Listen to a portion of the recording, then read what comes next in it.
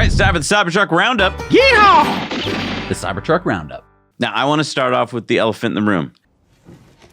The Cybertruck that got stuck in the sand on Nantucket. All right, so this is Eel Point on Nantucket. I practically grew up here. Okay, I spent countless hours fishing and exploring on this very beach as a kid. And one of the most common things that we would come across, I was talking about it with your grandfather yesterday, was I said to him, do you remember what we used to come across on that beach? He's like, yeah, stuck Jeeps.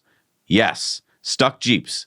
Because Jeeps and other 4x4 trucks would try and go tooling across the beach and they would get stuck. Why?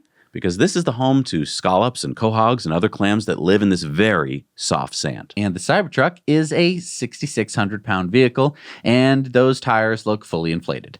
This is not due to flaws in the Cybertruck. It is a flaw in the driver. Exactly. This Cybertruck should not even be here. This is protected beach. The only way they got here is if they owned one of the properties and they drove it over the protected dunes to get to the beach, so shame on you. This is FUD, ladies and gentlemen. If you're losing the battle, you throw sand in the face of your opponent. Any truck would get stuck under these same conditions, especially if driven by a lunkhead like this one. Sorry, fellow Cybertruck owner, but come on. Oh, come on. Yeah. And check out the Connecticut plates there. So, I mean, this is someone who just wanted to... That tells you everything you need to know, folks. Sorry, everybody in Connecticut, but come on. Come on, come on, come on. Keep your Cybertrucks off the protected beaches. All right, so Cybertruck posted off-road mode and more updates rolling out soon. Here's what's coming, and actually we got that update. Yes, so what do we get? We got off-road mode, so this is a little module down in the bottom, and it comes in two flavors. You have overland mode, which is more consistent handling and better overall traction while driving on rock, gravel, deep snow, or sand. And then we have Baja mode. It says vehicle balance is improved and the vehicle handles more freely when stability assist is set to minimal. So that means, basically what this means is I think Baja mode is just track mode. Because you can adjust the front to rear balance, which you could do in track mode. Ooh. You can also, as it says, reduce stability assist, so you can get a little bit more, tire slippage, burning rubber kind of stuff. I think that's kind of what they were going for, but also with kind of an off-road flair. Next, they have locking differentials for the dual motor all-wheel drive, which is what we have. So on uneven or slippery terrain, if a wheel has limited or no traction, the Cybertruck can direct that torque to the opposite wheel.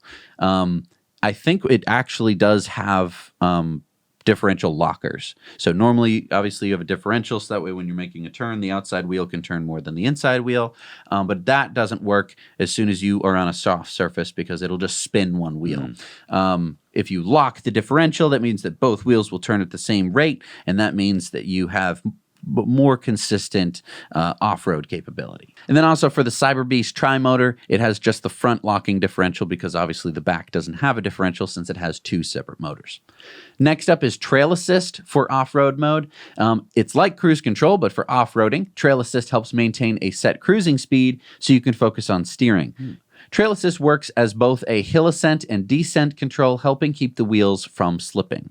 So what this is like they said, it's like a cruise control, but you can also hit the brake while you do it and it won't deactivate. Oh, that's really cool. That means that, like they're saying, if you're going down a really steep hill, it'll try and, with regen braking and with brakes, it'll try and maintain that same speed. Next up is slippery surface on-road. So better traction control on snowy, icy, wet, or slick roads to distribute traction evenly across all tires.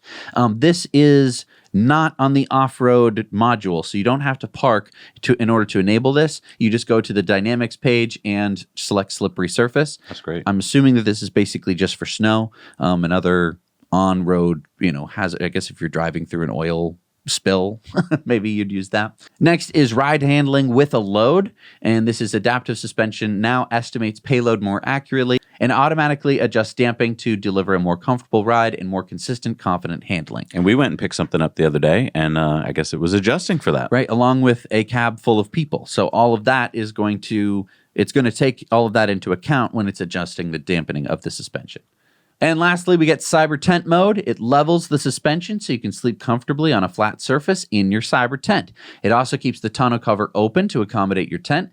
Lights, air conditioning, and outlets will stay on as well if enabled. Let's get the Cyber Tent right now. I know. Oh, it's It's almost $3,000. It's almost $3,000 to get the cyber tent. Oh, There are a lot of cyber camping things that are more expensive than that. true. But it is. I would love to get it, but that's just a little pricey. It is also pretty much just a tent. You Yeah. do get a platform and a bed, but Do you have a sewing machine? We could just start making one. Then Cybertruck Europe and Middle East announced that they're going to be touring Europe and the Middle East for the next 2 months. All events and tour stops are here. Additional dates will be announced throughout the tour. Cyber Odyssey. Yeah, so we've got some of the list there, but go check that out if you live in Europe or the Middle East. So you can. So does this mean that they're going to start selling in Europe and the Middle East? They're showing them off. That could be a good sign. That's a first step, right? To see interest. Maybe they're going to start taking names and seeing if it's worth building. I think it's Giga really Berlin. smart. Whether or not they sell the Cybertruck in Europe, just having the Cybertruck anywhere, and I can tell you from experience, parking that thing anywhere gets Free advertising. it's free advertising. It's so smart.